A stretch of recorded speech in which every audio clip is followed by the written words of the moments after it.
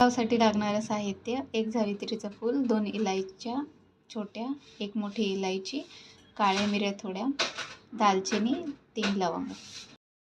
अद्रक लसूण वाटून घ्यायचं. अद्रक लसूण आपण हे वाटून घेतलं आहे. इथे मी 3 छोट्या साईजचे कांदे कापून घेतले आहेत. तुम्ही पाहू शकता अशा पद्धतीने कापले आहेत उभे उभे. प्रकारे मी व्हेजिटेबल्स घेतले आहेत.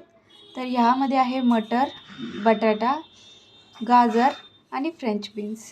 तुम्ही कुठलेही घेऊ शकता. प्रकारे मी टोमॅटोची प्युरी करून घेतली आहे. अशा प्रकारे मी टोमॅटोची प्युरी करून घेतली आहे. टोमॅटोची प्युरी करून टाकल्याने खूप छान टेस्ट येते. तर अशा प्रकारे मी साहित्य रेडी करून घेतलं आहे. तुम्ही पाहू शकता.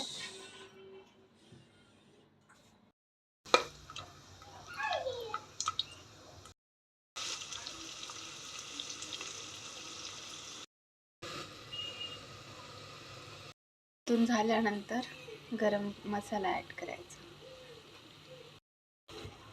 थोडी हळदी, थोडी मिरची पावडर. ह्यामध्ये गरम मसाला, मिरची पावडर, हळदी ॲड करून छानपैकी परतून घ्यायचं. परतल्यानंतर वेजीज ॲड करायचे. छानपैकी तेही परतून घ्यायचे. नंतर तांदूळ ॲड करायचे, तेही परतून घ्यायचे. तर असा हा गरम गरम बेस्ट पुलाव रेडी आहे.